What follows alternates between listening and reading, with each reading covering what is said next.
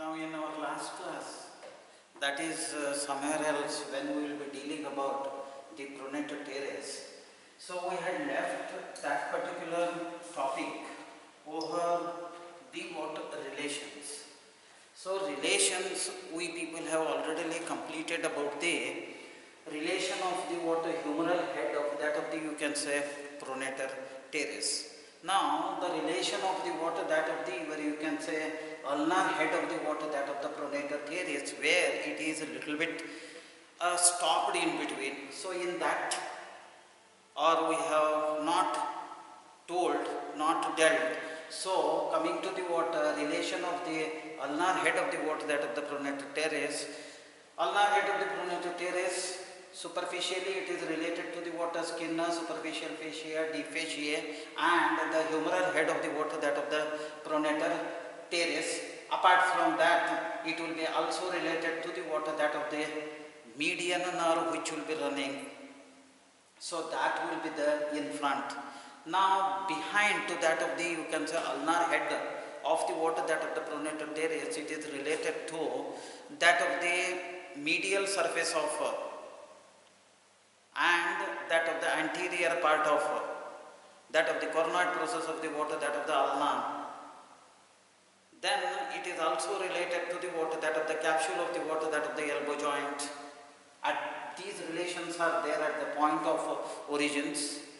Now coming to the water that particular you can say Pronator Teres, at the point of the insertions, it is completely related to laterals, middle of the lateral surface of shaft of the water that of the radius. Then what is related to the water that Pronator Teres medially and laterally? Medially it is related to means at this point. So you have to have a water diagram all the way this. This is what laterally, this is what medially, this is what in front, this is posteriorly in front. Maybe sometimes you can be referred to as a superficially, posteriorly it can be referred to as water deeply. Now in that connection, now we have to have a water that medially the Pronator Teres is related to the next muscle. Now that next muscle will be there all the way here. Now this is what is said to be as the water that of the flexor, carpi, radialis. So this is the muscle, and then still you can say medially it is related to the water another muscle. Now that muscle will be there like this. This will be the water, the another. So this will be the Palmaris Longus muscle. Then successively the other superficial muscles are there medial to that Pronator Teres. So as you proceed further, we will be going to deal about that. Now this you can say Pronator Teres, laterally it is related to the water that of the you can say median nerve, then the water that of the brachial vein,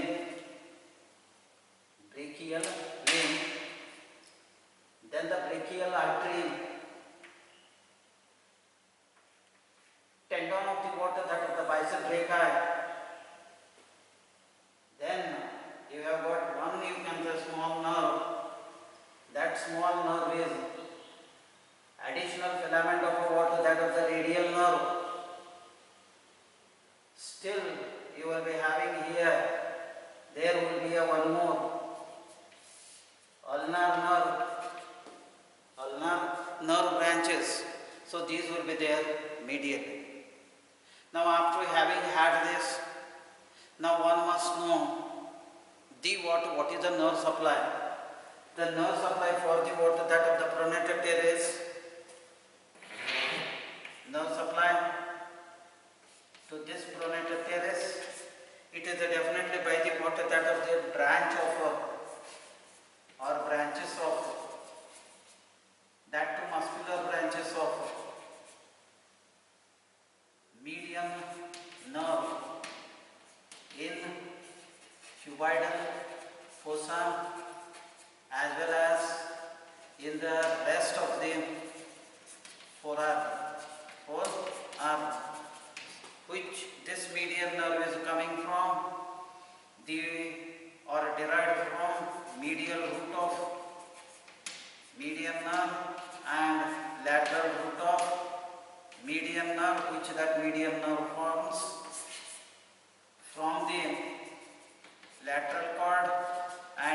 unit called of brachial plexus, having a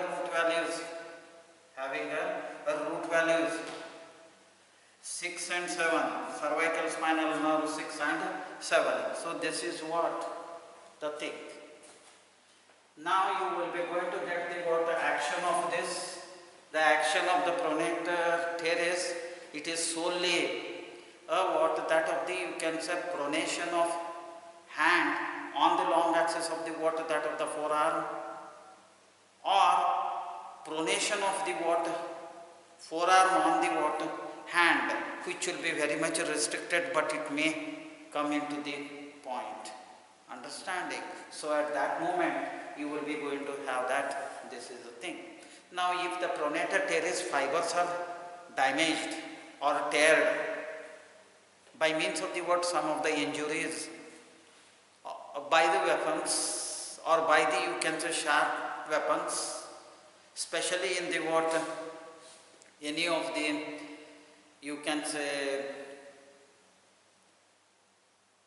especially in the field and all, when the persons are working, or otherwise if any, you can say, violences with the sharp instrument for the forearm, where that if these fibers are damaged, at that moment the person will be not going to do the pronation of a hand on forearm and restricted thing, forearm on the hand, if it is existing or if it is applied. So that arm is called as the long tennis arm.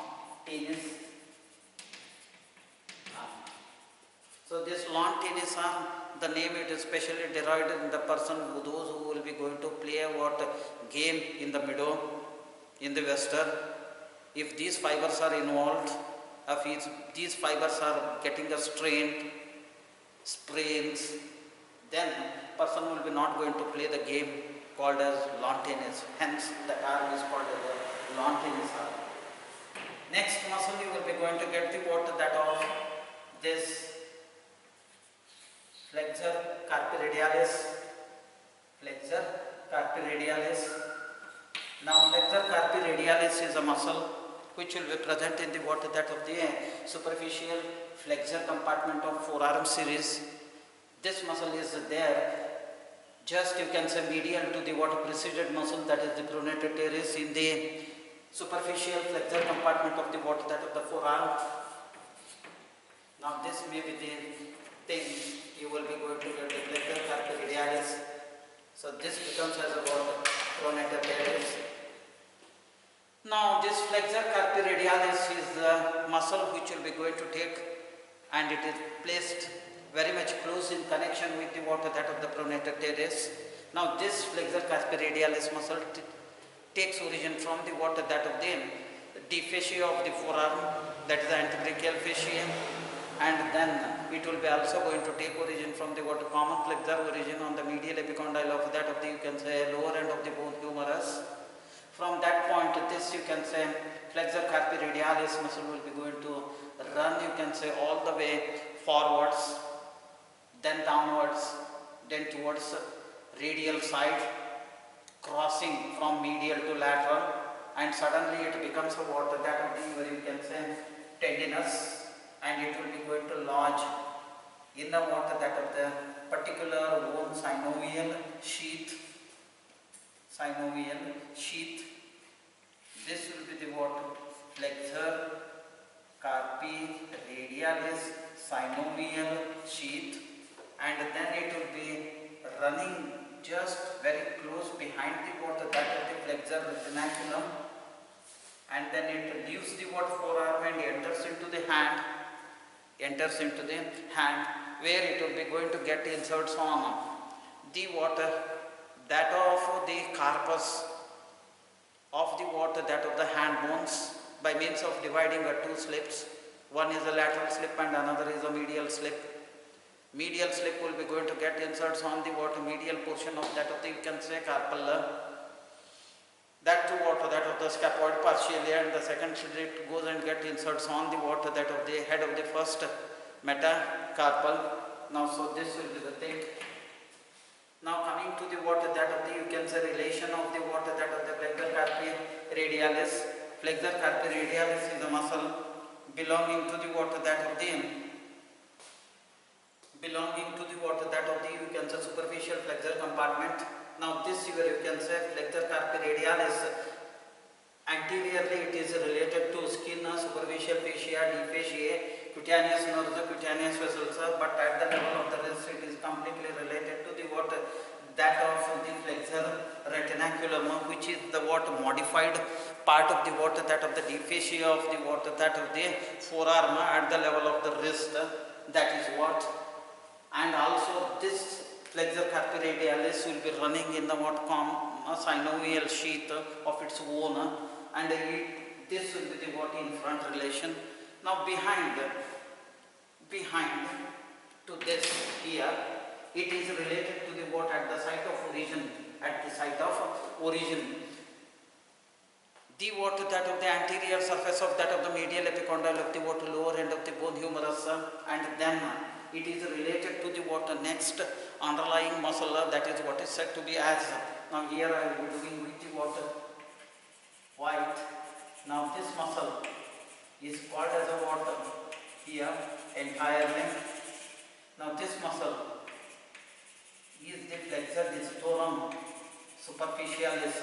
This is the next one more muscle, flexor digitorum superficialis. And then you have got the what behind to this flexor carpi radialis, yet you will be going to have the what transversalis, flexor transversalis fasciae, and the deep flexor muscles of the what that of the flexor compartment of the what that of the forearm muscles, such as flexor Palmaris longus, part of the interosseous membrane, and then you will be having an anterior surface of that of the radius, but at this level it is related to the what that of the pronator quadratus. So this will be there at the site of insertion. It is related to the what a medial part of that of the scaphoid, and then the proximal part of the metacarpal bone of the thumb. So these things will be there. Apart from that, it is also related to the what intraosseous palmar muscles at the site of insertion. Now after having this, now you have to go to the what medially and laterally. Laterally it is related to the what that of the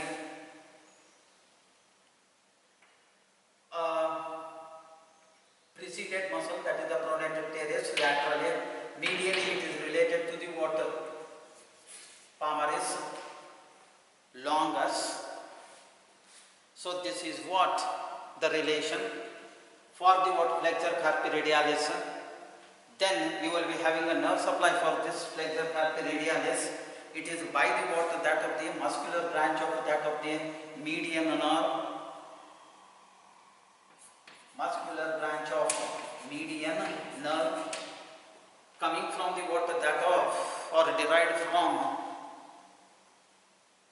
how that median nerve is formed, median root of median nerve and the lateral root of median nerve respectively from the lateral and the medial cord of the brachial flexus, having a root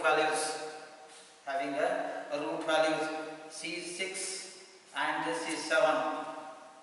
So this is what the root values. Now after having had this, what is the action of this, you can say, particular flexor carpi radialis?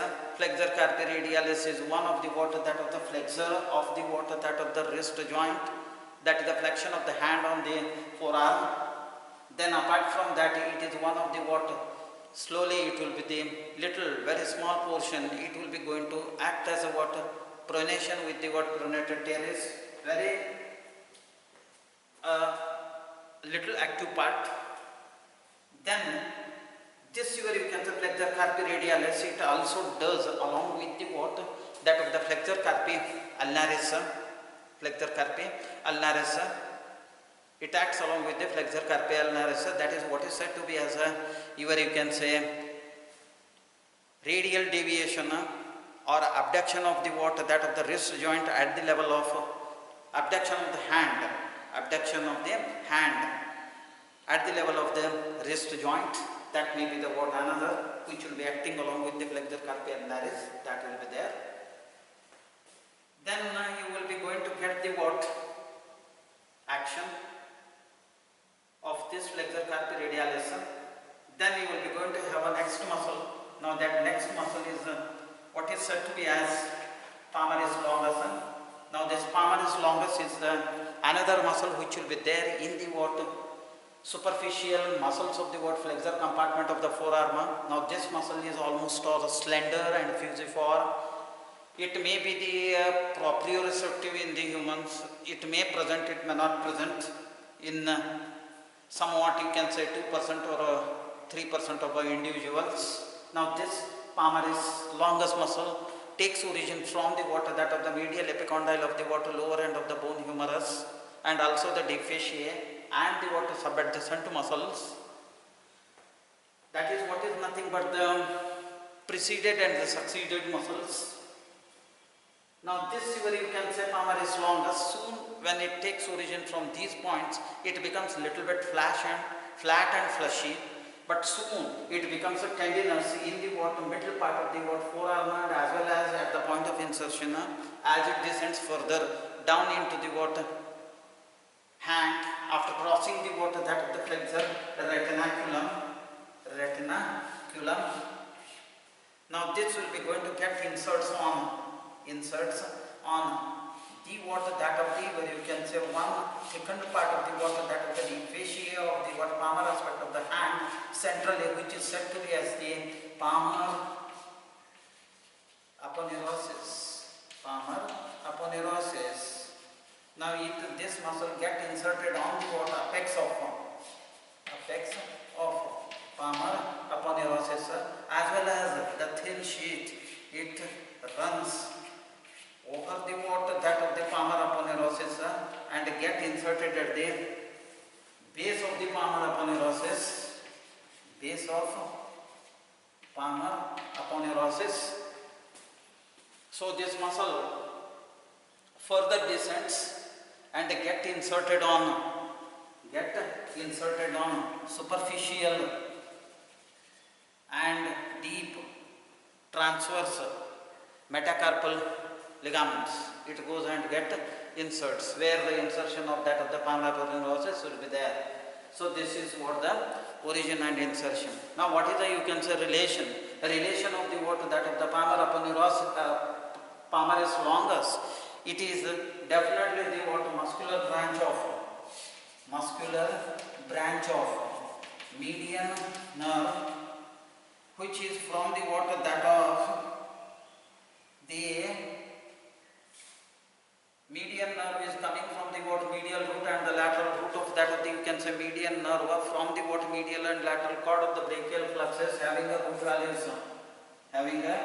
value C6, C7 and the that of the C7 and the C8 root values of the brachial plexus. One has to remember. Now what is the action of this? Action of this you can say Palmaris Longus, it is as it is, this muscle is crossing the wrist, it will be performing the action of the flexion of the that of the wrist, that is flexion of the hand at the on the that of the forearm at the level of the wrist joint. Second, it also does the expansions of the that of the fingers, which will be the indirect action of the that of the palmar aponeurosis. It also helps because it will be inserting on that. So this will be the thing. Now once this is over, now you will be going to have the that of the relations. Relation of the this you can say Palmaris Longus. Anteriorly it is related to the skin, superficial fascia, deep fascia, cutaneous nerves, cutaneous vessels, and behind it is related to the that of this muscle. This is what is said to be as a flexor digitorum superficialis and flexor transversalis fasciae. Then flexor Palmaris Longus and more than that flexor digitorum and the interosseous membrane, whole of the things, but at the level of wrist, it is related to behind flexor retinaculum, then the water that of flexor digitorum superficialis tendon in the common synovial sheath, tendon of the water that of the flexor Palmaris Longus, tendon of the flexor digitorum profundus, and the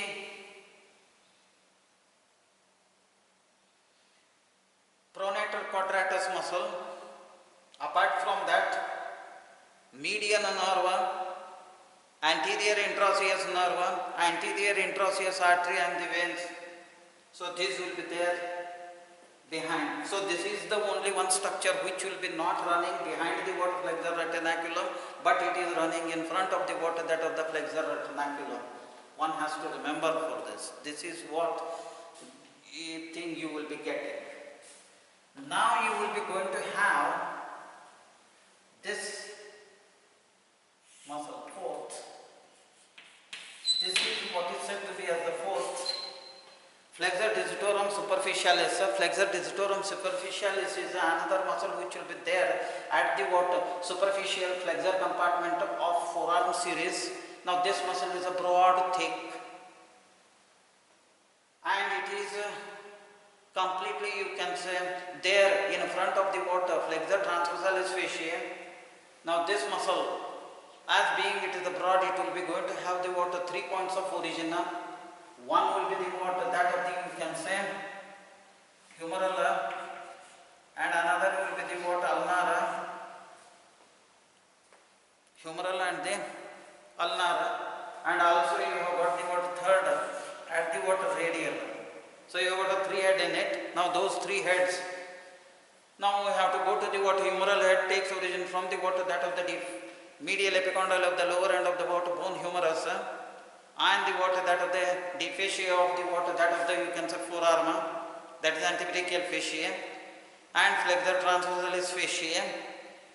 Apart from that, subadjacent muscles, it takes origin. From that point of origin, it will be going to run, you can say, downwards and little forwards, where it will be going to join to the other heads, radial head and the what ulnar head. Now coming to the what radial head. Radial head is the one which will be going to take origin from the oblique part of the what anterior border of the radius. From that point of origin, it will be going to descend straightway, you can say, downwards and little medially, to join to the water that of the humeral head and the water ulnar head. Then coming to the water ulnar head it will be going to take origin from that of upper anterior portion of that of the, you can say, coronoid process of that of the ulna in the upper end of the bone ulna itself. From that point of origin, very small point, it will be going to take origin and runs, you can say, straightway downwards to join to the water that of the humeral head and the radial head. All these heads unites and becomes a big muscle belly, and it will be going to run straightway downwards, keeping in front flexor cardioradialis and the Palmaris Longus. Then it becomes a water tendinous, and it will be going to run just behind the water that of the flexor retinaculum, under the water that of the synovial sheath for the tendon of flexor digitorum superficialis as well as flexor digitorum profundus in a common. So it is called as the common sheath for S and FDP. It will be going to descend further down behind the water that of the flexor retinaculum, along with the water that of the, you can say, median nerve in it. Then it will be running in the same pattern, leaving the what forearm, enters into the what palmar aspect of the hand, and then it will be going to divide itself, that tendon, after running downwards to the what digits into a two. That is medial and lateral tendon slips. Tendon slips for the what respective digits these tendons may be the what 3 or 4. Now if it is a 3, they become a 6 medial lateral tendon slip. If it is a 4, they become a 8. Then these will be going to run a medial and the lateral part of that of the digits bone, digital bones, that is the phalanges, and get inserted on the what medial and the lateral surface of the what that of the middle phalanx of the what fingers by means of producing vincula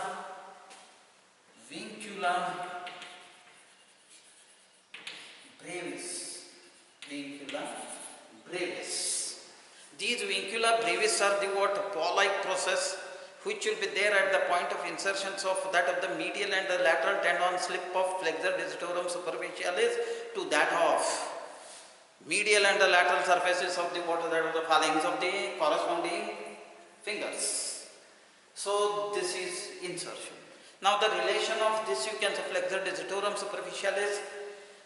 Flexor digitorum superficialis in front it is related to the water skin, superficial fascia, deep fascia, cutaneous nerves, cutaneous vessels, and the water that of the Pronator, Teres, and the flexor carpi radialis and the Palmaris Longus, and as well as the water that of the flexor retinaculum. Then at the level of the what insertion in the hand, it is related to the deep fascia of the water that of the hand, skin, superficial fascia, and the water palmar aponeurosis. Apart from that, it will be completely, tendon will be completely surmounted by, or it is running in a water that of the common flexor synovial sheath for flexor digitorum superficialis and the what flexor digitorum profundus. So that will be there. Now what you will be going to have, that of the behind, posterior relation of flexor digitorum superficialis, it is related posteriorly, the anterior surface of that of the radius, anterior surface of that of the ulna, and the what anterior surface of the medial epicondyle of lower end of the bone humerus. Then flexor Palmaris Longus and the flexor digitorum profundus, and at the level of that of the you can say wrist, it is related to Pronator quadratus, and at the point of insertion it is related to the medial and the lateral surfaces of that of the middle phalanx. So this is what the relation. Now what you will be going to have medially and laterally. Medially it is related to the what preceded muscle, that is what is said to be as a Palmaris Longus. So this is, it will be lying on that. So you will be having medially and laterally. Medially and laterally, I think it will be nothing else, it will be there medially and laterally for this flexor digitorum superficialis, because this superficialis is the one which will be there, the last you can say muscle series which will be there in the what superficial flexor compartment of forearm series, which will be like a carpet. So in front and behind it will be there. Now what is the you can say nerve supply for this flexor digitorum superficialis? Flexor digitorum superficialis nerve supply, if you have come across, it is the what muscular branch of the what that of the median nerve, which will be, this median nerve is formed by the what medial root and the lateral root of that of the brachial fluxus, having a root values. Having a root values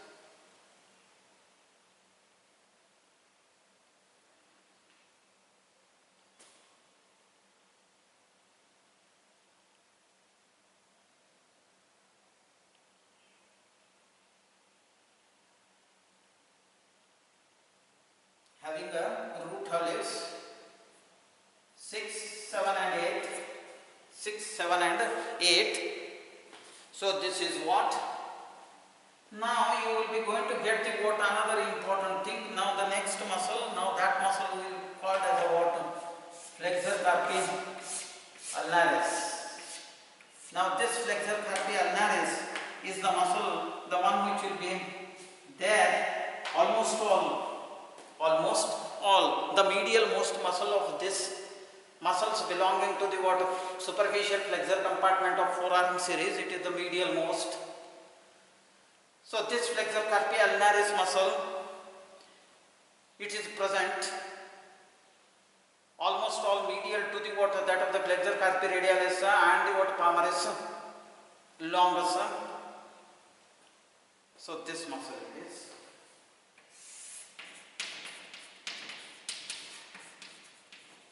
Now this flexor carpi ulnaris muscle, it takes origin from the what that of the anterior surface of the medial epicondyle of lower end of the bone humerus and the what deep fascia of the what that of the forearm and the subadjacent muscles.